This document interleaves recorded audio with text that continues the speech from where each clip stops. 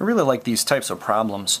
We're asked to determine if x is equal to 4 is a solution of each equation. And really all you're doing when you solve an equation is you're just doing this, pretty much. You're finding the value of the variable that makes the equation true.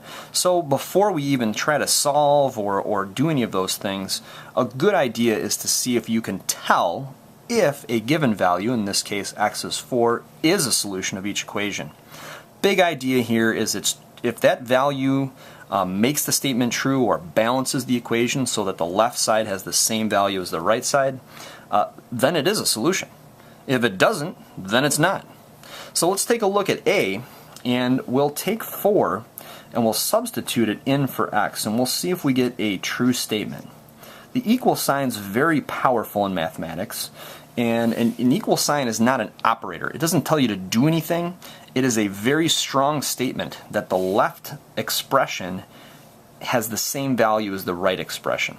So let's work with this expression to the left of the equal sign. We have 3 times 4.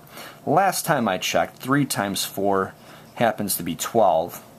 We didn't do anything to the right side, so we'll just leave that right there.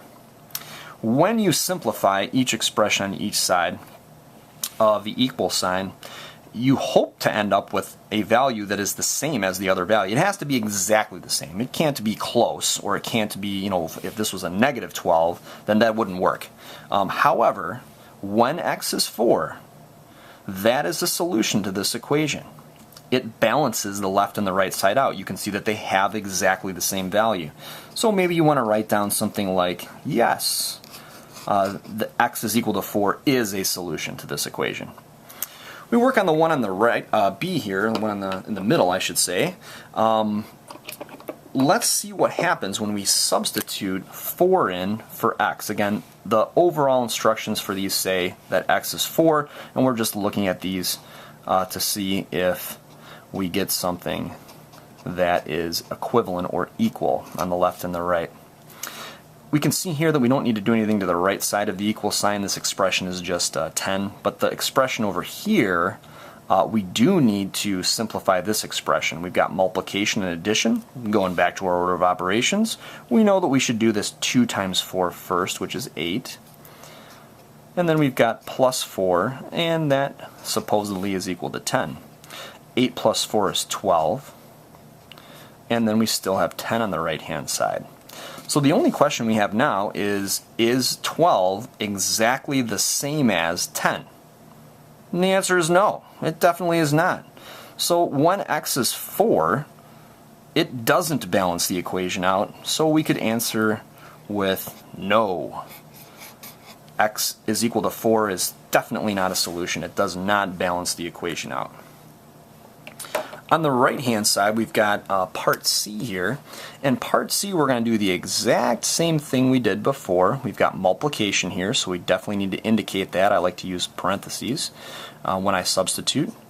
Plus 12, and we're wondering if that is equal to negative 4. To do our order of operations, we've got negative 4 times 4, which is negative 16. We're going to add 12 there, and that's equal to negative 4. You'll notice that on the left-hand side we have a bunch of negatives. We have 16 of them, and we only have 12 positives. So what I like to do right away is just write my sign down. I know the sign is going to be negative. I'm combining negative 16 and 12. I have more negatives, so I'm going to have a negative something as an answer. Negative 16 plus 12 happens to be negative 4. 4 is the difference between 16 and 12, and we know that we have more negatives than we do positives.